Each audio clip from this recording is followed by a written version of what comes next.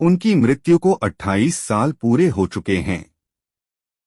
साल 1990 में आज ही के दिन वो दुनिया छोड़ गए थे। इस मौके पर हमने उनकी विरासत, उनके जीवन के छुए-अनछुए पहलुओं पर रोशनी डालने की कोशिश की है। वीडियो आगे शुरू होने से पहले आप हमारे चैनल को सब्सक्राइब कर लीजिए प्लीज। तो चलिए आगे वीडियो शुरू करते हैं और बताते हैं ओशो की 6 रहस्यमयी घटना। नंबर 1, ओशो का शुरुआती जीवन। 11 दिसंबर 1931 को मध्य प्रदेश के कुचवाड़ा में उनका जन्म हुआ था। जन्म के वक्त उनका नाम चंद्रमोहन जैन था। बचपन से ही उन्हें दर्शन में रुचि पैदा हो गई, ऐसा उन्होंने अपनी किताब glimpses of my golden childhood में लिखा है। उन्होंने अपनी पढ़ाई जबलपुर में पूरी की और बाद में वो जबलपुर यूनिवर्सिटी में लेक्चरर के तौर पर काम करने लगे। उन्होंने अलग अलग धर्म और विचारधारा पर देश भर में प्रवचन देना शुरू किया। प्रवचन के साथ ध्यान शिविर भी आयोजित करना शुरू कर दिया। शुरुआती दौर में उन्हें आचार्य रजनीश के तौर पर जाना जाता था। नौकरी छोड़ने के बाद उन्होंने नवसन्यास आंदोलन की शुरुआत की। इसके बाद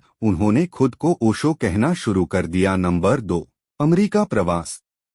साल 1981 से 1985 के बीच वो अमेरिका चले गए। अमेरिकी प्रांत ओरेगॉन में उन्होंने आश्रम की स्थापना की। ये आश्रम 65,000 एकड़ में फैला था। ओशो का अमेरिका प्रवास बेहद विवादास्पद रहा। महंगी घड़ियां, रोल्स रॉयस कारें, डिजाइनर कपड़ों की वजह से वे हमेशा चर्चा में रहे। ओरेगॉन में ओशो के शिष्यों ने उनके आश्रम को रजनीशपुरम नाम से एक शहर के तौर पर रजिस्टर्ड कराना चाहा, लेकिन स्थानीय लोगों ने इसका विरोध किया। इसके बाद 1985 वे भारत वापस लौट आए। नंबर 3, ओशो की मृत्यु। भारत लौटने के बाद वे पुणे के कोरेगांव पार्क इलाके में स्थित अपने आश्रम में लौट आए। उनकी मृत्यु 19 जनवरी 1990 में हो गई। उनकी मौत के बाद पुणे आश्रम का नियंत्रण ओशो के करीबी शिष्यों ने अपने हाथ में ले लिया। आश्रम की संपत्ति करोड़ों रुपए की मानी जाती है और इस बात को लेकर उनके शिष्यों के बीच विवाद भी है। ओशो के शिष्य रहे योगेश ठक्कर ने बीबीसी मराठी से कहा,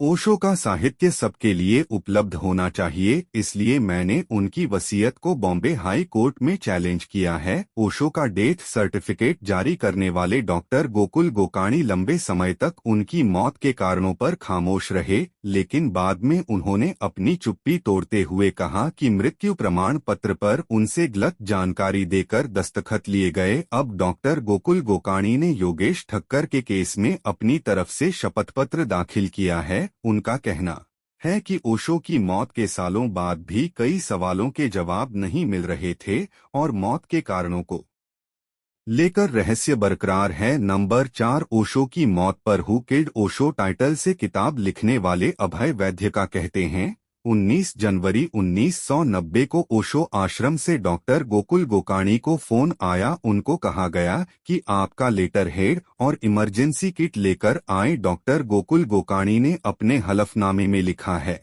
वहां मैं करीब 2 बजे पहुंचा। उनके शिष्यों ने बताया कि ओशो देह त्याग कर रहे हैं, आप उन्हें बचा लीजिए, लेकिन मुझे उनके पास जाने नहीं दिया गया। कई घंटों तक आश्रम में टहलते रहने के बाद मुझे उनकी मौत की जानकारी दी गई और कहा गया कि डेथ सर्टिफिकेट जारी कर दे। डॉक्टर गोकुल ओशो की मौत की टाइमिंग को लेकर भी सवाल खड़े करते हैं। डॉक्टर ने अपने हलफनामे में ये भी दावा किया है कि ओशो के शिष्यों ने उन्हें मौत की वजह दिल का दौरा लिखने के लिए दबाव डाला। ओशो के आश्रम में किसी सन्यासी की मृत्यु को उत्सव की तरह मनाने का रिवाज था, लेकिन जब खुद ओशो की मौत हुई तो इसकी घोषणा के 1 घंटे के भीतर ही उनका अंतिम संस्कार कर दिया गया और उनके निर्वाण का उत्सव भी संक्षिप्त रखा गया था। ओशो की मां भी उनके आश्रम में ही रहती थीं। ओशो की सचिव रही नीलम ने बाद में एक इंटरव्यू में उनकी मौत से जुड़े रहस्यों पर कहा था कि ओशो के निधन की सूचना उनकी मां को भी देर से दी गई थी। नीलम ने इस इंटरव्यू में ये दावा किया था कि ओशो की मां लंबे समय तक ये कहती रहीं कि बेटा उन्होंने तुम्हें मार डाला। नंबर 5, ओशो की वसीयत। योगेश ठक्कर का दावा है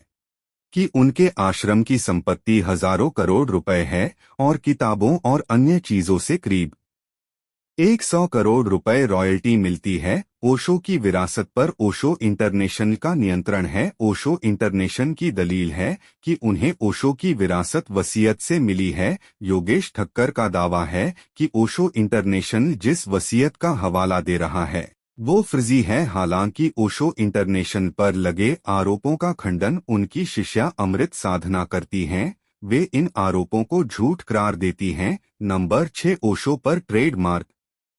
ओशो इंटरनेशनल ने यूरोप में ओशो नाम का ट्रेडमार्क ले रखा है। इस ट्रेडमार्क को एक दूसरी संस्था ओशो लोटस कम्यून ने चुनौती दी थी। बीते साल 11 अक्टूबर को general court of European union ने ओशो इंटरनेशनल के पक्ष में अपना फैसला सुनाया। ओशो इंटरनेशनल का कॉपीराइट और ट्रेडमार्क पर उठने वाले विवादों को लेकर कहना है कि वे ओशो के विचारों को शुद्ध रूप में उनके चाहने वालों तक पहुंचाता है, इसलिए ये अधिकार वे अपने पास रखना चाहते हैं। लेकिन ओशो ने खुद ही कभी कहा था कि कॉपीराइट वस्तुओं और चीजों का तो हो सकता है, लेकिन विचारों का नहीं। पुणे स्थित उनकी समाधि पर लिखी इस बात से ओशो की अहमियत का अंदाजा लगाया जा सकता है। न कभी जन्मे न कभी मरे, वे धरती पर 11 दिसंबर 1931 से 19 जनवरी 1990 के बीच आए थे। जानकारी अच्छी लगी तो आप हमारे चैनल को सब्सक्राइब कीजिए